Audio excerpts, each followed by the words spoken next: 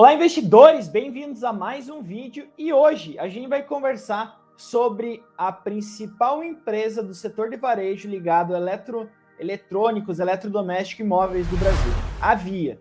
Ela tá de cara nova e eu tô trazendo essa cara nova para mostrar para vocês, comentar um pouquinho sobre, tá bem? Mas antes de começar esse vídeo, 3 recados que vocês já devem saber de cor e salteado. O primeiro é, se você não é inscrito, se inscreva, assim você não vai perder nenhum vídeo, nenhuma novidade, vai estar sempre antenado nos principais conteúdos da Status Invest. O segundo ponto é, deixa um like nesse vídeo, isso ajuda muito o vídeo a chegar a mais pessoas. E por fim, deixa nos comentários o que você está achando dessa série de vídeos, qual o seu feedback, o que você acha da Via, o que você acha de varejo. Deixa nos comentários, a gente geralmente faz vídeos comentando sobre o que vocês falam, todo feedback é bem-vindo, tá?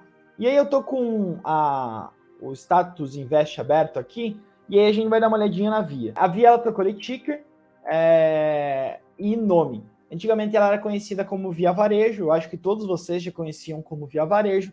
Ela teve uma estratégia de marketing recentemente de trocar os nomes para pagar toda aquela história que tinha-se acerca da Via. E aí ela acabou trocando tanto o nome da Via quanto o nome da Ponto, que antigamente era chamada de Ponto Frio, se transformou em Ponto, a Via Varejo se transformou em Via. O ticker dela é Via A3. Ela corresponde a basicamente 2 grandes grupos. Tem Casas Bahia, eu acho que todos vocês devem conhecer, já devem ter ouvido alguma propaganda da Casas Bahia. Tem a Ponto, que era a antiga Ponto Frio, que tem aquele pinguinzinho também, bastante icônico. E aí ela vem sofrendo muito nesse último ano. Então, ela sofreu muito na pandemia, ela estava indo muito bem. Só para lembrar vocês que o varejo ele depende muito da atividade econômica. Então, quando o país ele vai bem, a empresa em geral ela vai bem, ela vai ser puxada pela atividade econômica do país. Renda, trabalho, tudo isso faz as pessoas aumentarem o consumo. Baixa taxa de juros, tudo isso faz as pessoas aumentarem o consumo. Se as pessoas aumentam o seu consumo, elas consomem mais produtos da Via, a Via vende mais e lucra, receita mais, fatura mais, tá? Então ela estava indo muito bem, a partir de 2019 começou indo muito bem. 2020 houve o Covid, como tudo caiu, ela subiu muito rápido. Por quê? Porque ela se beneficiou de um fenômeno do e-commerce. As pessoas elas estavam trancadas em casa, não podiam sair, e o consumo muitas vezes foi direcionado para empresas ligadas a varejo. E ela disparou, questão de 2 meses, 3 meses após o Covid começar, a cotação estava no all-time high. E aí começou a termos várias questões econômicas que impactaram a companhia. Então a gente teve aumento na inflação, aumento na taxa de juros, isso tudo retrai o consumo e a companhia começou a sofrer, até que aproximadamente em julho desse ano, por conta de ruído político e econômico, a situação piorou muito. E aí, devido a isso, não só a Via, mas a Magalu também, a Magazine Luiza também sofreu muito. A cotação dela já desvalorizou mais de 66%. Quando a gente pega desde o all-time high, a gente vê uma queda de 75% no valor dessas ações, muito por 2 pontos.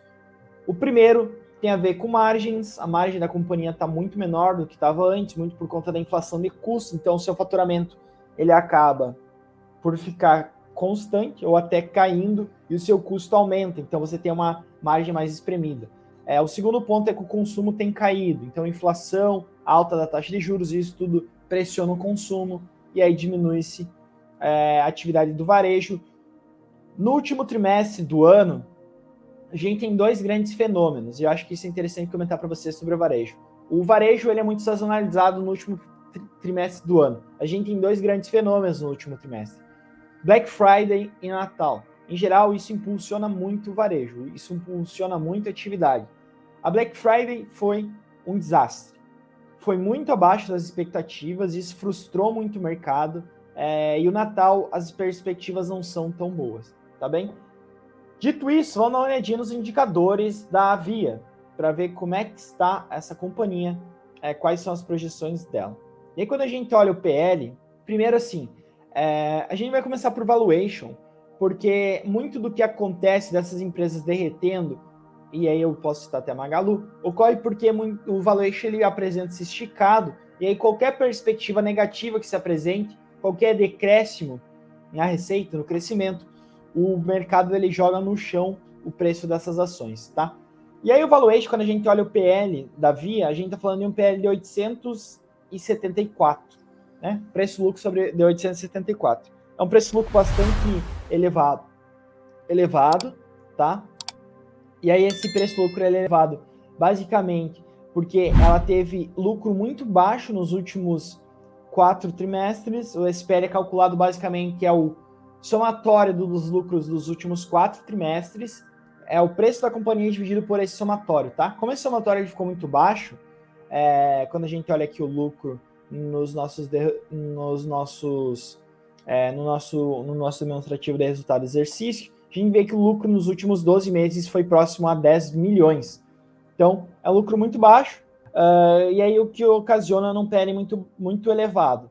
Então, é uma companhia que está sofrendo bastante, tanto no preço-lucro quanto no EV/EBITDA, eles estão bastante esticados porque a companhia sofreu muito, e está bastante acima do histórico, até está bem acima da média do setor. Quando a gente pega a média do setor, a gente está falando 12 vezes a Via, a gente está em 778 vezes, tá? Segundo ponto que eu gosto muito de olhar, e eu acho que é o ponto de maior atenção que o investidor tem que ter, endividamento.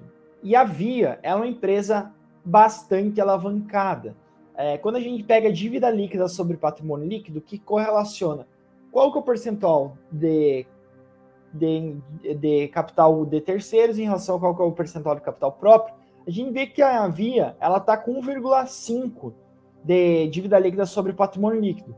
Isso é uma alavancagem muito alta, tá? Ela tem mais dívida do que patrimônio. Ela depende mais de capital de terceiros do que de capital próprio. Se isso piorar, a gente poderia ver uma recuperação judicial no futuro. Então, tomem muito cuidado. Para vocês terem uma ideia, a dívida líquida da companhia, ou seja, o que ela deve, tudo que ela deve menos o que ela tem em caixa, é 8,5 bilhões, tá? Ela vale isso no mercado hoje, 8,7, 8,8 bi. Da dívida bruta dela são de 10 bilhões de reais. Então, é uma dívida muito elevada.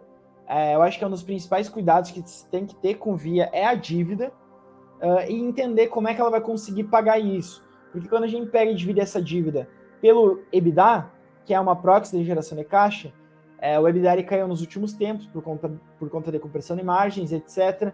Mas o EBITDA da companhia, a dívida líquida sobre o EBITDA está em 27 vezes. Então, é um valor muito elevado. Eu acho que é um dos principais cuidados que se tem que ter com a Via, tá? Muito acima da média do setor. Quando a gente pega a média do setor de alavancagem 0,26 e a dívida líquida sobre o EBITDA é 0,51. Por que, João? Por que você está batendo tanto nesse ponto? Quando a gente está tratando de empresas ligadas a setores cíclicos e o consumo, varejo, é um setor cíclico, se você estiver muito endividado e o ciclo virar, você não consegue pagar essas dívidas. Então, é muito importante vocês tomarem cuidado com isso. Por fim, eu queria dar uma olhadinha em rentabilidade, e aí para vocês verem, a rentabilidade da companhia é muito baixa, 0,8%, 0,18%, não é nada. O ROIC está negativo, tá? No ano passado ele foi muito bem por causa do e-commerce, como eu já comentei. Esse ano ele está negativo. O ROI também, ano passado ele foi bem por conta do e-commerce, esse ano ele está negativo. Mas ao longo de toda a história da Via, ela teve momentos de altos e baixos, tá? Mesma coisa, a margem dela vinha caindo desde 2016, ela deu uma leve subida em 2020 por conta do e-commerce, tá? Impulsionado pelo e-commerce. Existem alguns analistas que dizem que também está correlacionado com o auxílio escorreu para o varejo, e aí durante 2021 ela tem sofrido bastante com isso, tá? E aí eu queria finalizar só passando para vocês a DRE da companhia, que vocês conseguem evidenciar muito bem que a companhia ela surfou o boom desde 2008 até 2013. A partir daí a gente começou a ter crises econômicas e políticas no Brasil. 2016, 2017 ela começou a se recuperar. 2020 tinha sido um ano melhor que 2019, mas 2021 não tem sido um ano nada bom, tá? O terceiro tri ela registrou um prejuízo líquido de 638 milhões. Então, é um setor complicado, é uma empresa alavancada. Eu acho que vocês deveriam tomar um pouco de cuidado. Eu acho que a análise ela tem que partir para dimensões mais profundas para se entender quais são os planos da companhia fazer em relação a isso, o que ela pretende seguir, qual que é o plano estratégico da diretoria, tá bem? Então é isso que eu queria falar para vocês, pessoal. Um forte abraço a todos e até o próximo vídeo.